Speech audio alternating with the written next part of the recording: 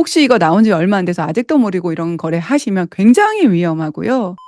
하신 경우 1세대 1주택 비과세도 안 되는 거 아시죠? 굉장히 위험해요. 안녕하세요. 진아이스입니다. 최근에 제 쇼츠 댓글에 11월 7일자로 손피거래에 대한 해석이 새로 나왔다는데 요것 좀 알려주세요. 이런 댓글이 있었어요. 여러분 제 영상 댓글도 제가 이렇게 보면서 물론 손으로 제가 답글을 다 못 드리기도 해요. 이 부분은 제가 정말 죄송해요. 그런데 제가 거의 대부분 다 읽어보거든요. 그러면서 이거 필요하다. 꼭 알려드려야겠다. 이런 마음 들일 땐 그것도 여러분에 대한 멘토링으로 영상 찍어봅니다. 오늘 그럼 손피거래 어떻게 되는지, 앞으로 어떻게 거래하면 되는지 요 부분만이 아니라 그래서 시장이 이렇게 될 거라니까요. 그래서 정부에서 이런 정책을 내놓은 거라니까요. 여기까지 말해줄 수 있어야 진화이스 아니겠습니까? 오늘 영상 바로 시작해 보겠습니다. 여러분은 구독, 좋아요 눌러주시고 바로 따라오세요. 제가 이 손피거래 이야기 우리 세무사님한테도 감수를 좀 받았어요. 제가 기재부 해석 새롭게 나온 것도 확인하면서 세무사님께 이제 컨펌도 확실하게 받으면서 우리 세무사님이 사실은 이렇게 손피거래 하는 거 봐주시면서 계약서 이렇게 봐주시고 그런 일들을 좀 전문으로도 하셨어요. 그런데 우리 세무사님 아니 내가 가족들하고 오랜만에 해외여행 가 있는데 이 일이 생겨가지고 부랴부랴 한국에 연락해서 세금 다시 계산해서 보낼 테니까 계약 잠깐 붙잡고 있어라.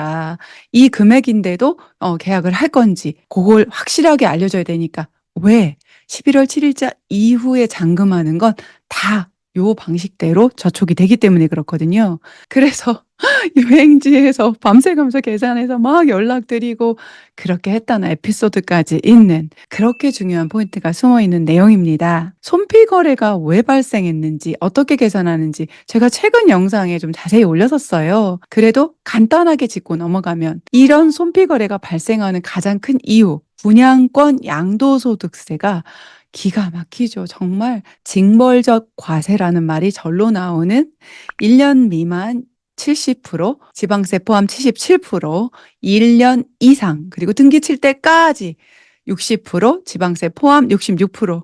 와, 너무한 거죠. 그쵸? 1억의 프리미엄을 받으려고 내놨더니 77%, 7,700만 원을 그냥 나라에서 가져가는 그런 상황인 거예요, 현재. 그래서 손피거래를 했는데 그동안 손피거래는 그럼 불법이었냐?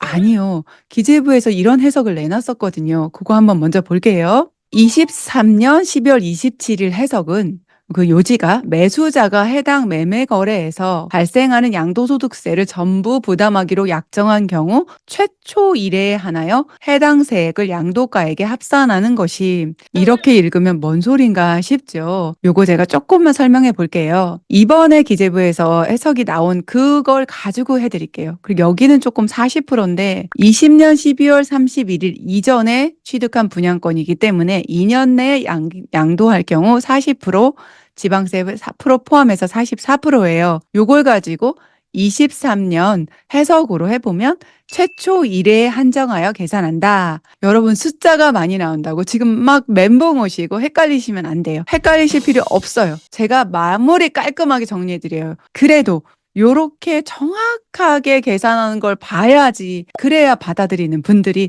또 있습니다. 그분들을 위해서도 그렇고 한 번 정도는 좀 정석대로 들어두는 거 필요하거든요. 그러고 나중에 마무리는 제가 말랑한 것 중에서 진짜 필요한 것만 다 뼈 발라서 살만 딱 숟가락에 얹어서 딱 넣어드릴게요. 맛있게 드시면 되니까 걱정하지 말고 그냥 살 바르는 과정 지켜보시면 됩니다. 2천만 원의 프리미엄이 발생한 거예요. 그래서 250만 원 기본공제하고 44%를 했더니 770만 원의 양도소득세.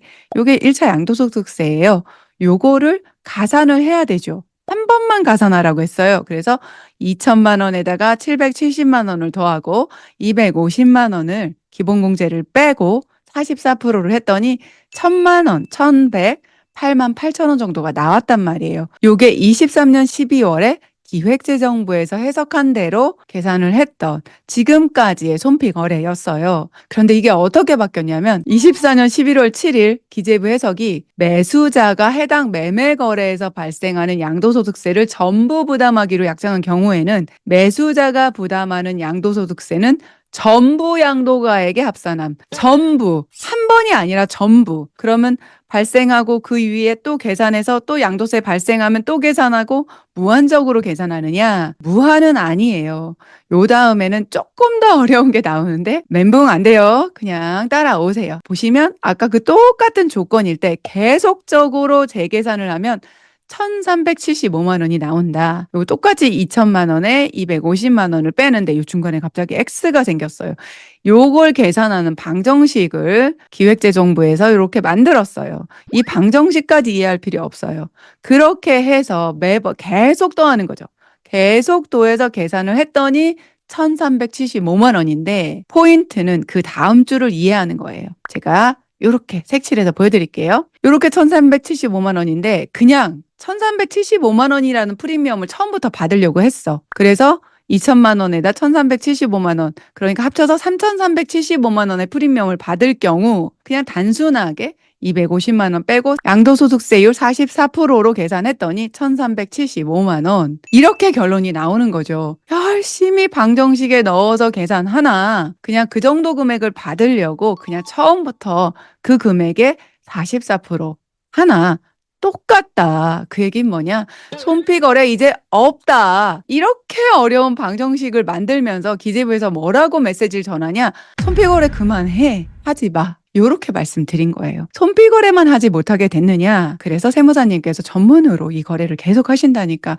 그래서 11월 7일 이후 시장 어때요? 없지, 분양권 거래. 아예 그냥 싹 다 죽었지. 그 정도까지 다 내고는 누가 거래하겠어. 여기는 사실 44%라 귀여워요. 우리는 지금 현재는 대부분은 66% 아니면 77%를 내야 되니까 시장이 얼어붙어서 거래를 못해요. 사실은 분양권 거래가 가장 수월해요. 대출 규제를 해도 분양권 거래는 크게 문제가 없어요. 왜? 대출을 받아서 여러분 분양권 사시는 게 아니라 대출은 중도금 대출을 그냥 승계하고 프리미엄에 대한 돈만 내놔야 되는 거였잖아요.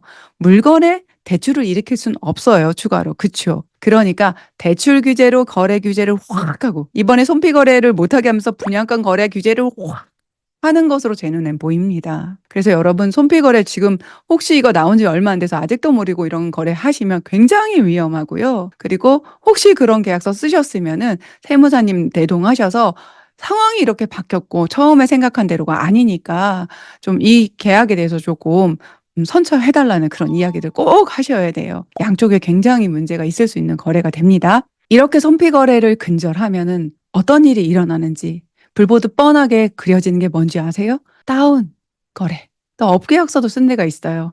다운 거래는 불법인 거 아시지요? 매도자 매수자에게 굉장히 불리해요. 매도자 같은 경우도 항상 다리 못 뻗고 잡니다. 매수자가 언제 거래 계약할 때 녹음했다가 자기가 너무 열받을 때 이거 터트릴지 몰라서 어떻게 잠을 자겠어요.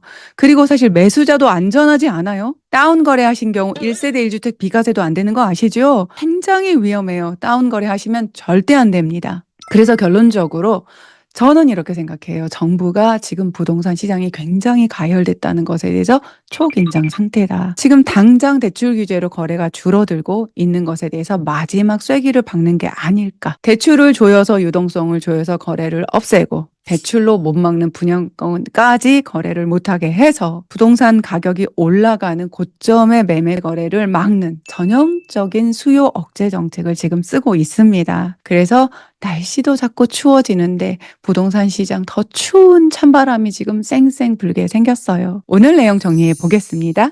분양권 양도세율 1년 미만 70%, 1년 이상 60%, 77, 66%.